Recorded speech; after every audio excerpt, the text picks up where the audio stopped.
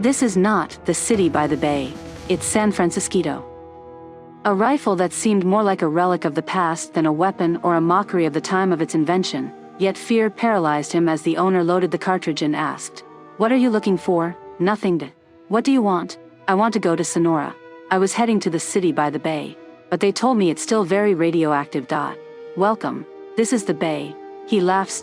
"It's also Frisco, but the little one, San Francisquito, although it's not the city by the bay. I also have one," he mocks. "No, I was going to San Diego Bay. No, it will never stop being poisoned there. Maybe further north is okay, but I wouldn't go there for a joke. How can I get to Sonora? There's nothing in Sonora, or anywhere else. Besides, you're too far away.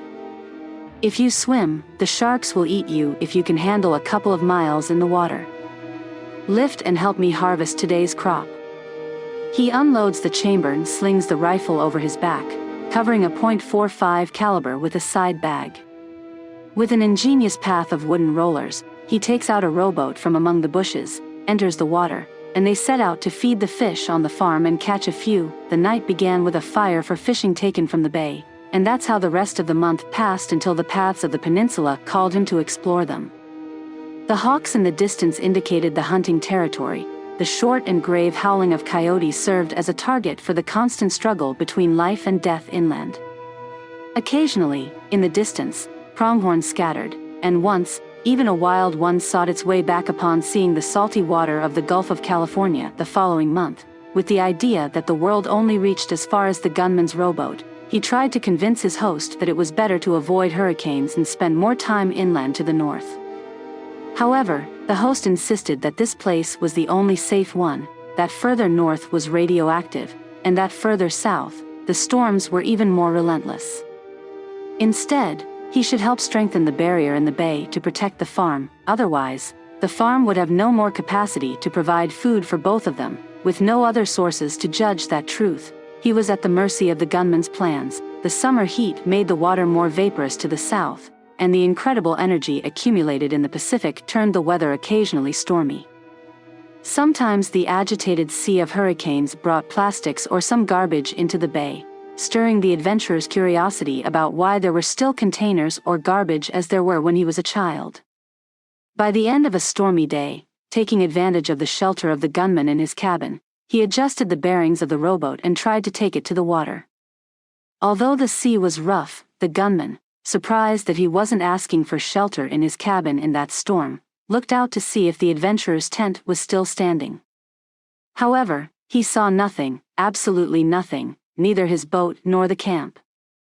He unholstered the .45 and angrily pointed it at the center of the bay without a clear target. The waves and wind moved the small boat up and down. In the storm's effort, the gunman's aim was barely enough to move forward in the turbulent strait that separated the bay from the sea. He could barely see the rowboat with all its anger. The gunman discharged the cartridge, and the shotgun blasts scattered seagulls. Out of bullets, he went to grab the rifle in his cabin, tried to aim, but the storm waves prevented an easy target. He threw the rifle on the sand and, without thinking, threw himself headfirst into the waves. Under the water, struggling, the sensation of suffocation was a simple incentive to more effort. Moments with only a few seconds to surface gave him a reference to his position. The boat with the oars barely gave him control of his course. There came a moment when that great idea, venturing into that simple boat in the midst of that chaos, seemed like the worst idea in the world. A few meters away, the gunman emerged for more air, knowing that he would take one of the rower's oars and, with that, would end the raid on his property. Just as a wave carried the oar right into his hand, the adventurer did not know how one of the oars was torn from his hands. From the water, taking advantage of the waves, the gunman threw one end of the oar at the weakest point of his boat. While the storm intensified, and the winds became more violent, they were carried to one of the shores, right where they began to build the rock fort for the fishing farm. With the wood battered, almost defeated, and filling with water, the rowboat was immovable. Huge waves threatened to overturn it, and threats with more courage than the storm cursed him from the water. A hurricane gust sent him and the boat crashing into a rock, shattering the boat. Between the water and the rock, the gunman, with the speed that the water allowed him, warned that it was his last day of life. The adventurer had only pieces of wood and the wide sea.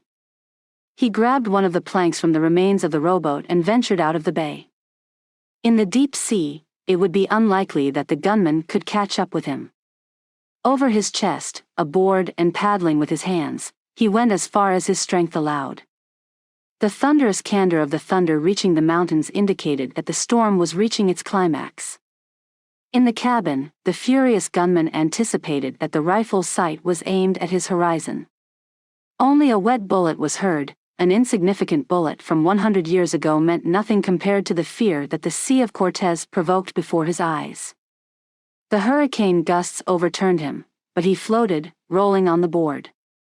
He spent hours more afraid of the storm than the fear of the fire in the gunman's eyes.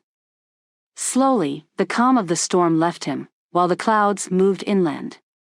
To the south, some islands could be seen, and to the east, a vast plain and a rock, and under his chest, the normal calm of the Sea of Cortez. The night threw him onto a packed and compacted sand, apparently from a low tide that, when high, reached far in a rare whim of nature. The stars illuminated tall ruins, and a more or less large town south of those buildings indicated that he had reached the other side of the Gulf of California.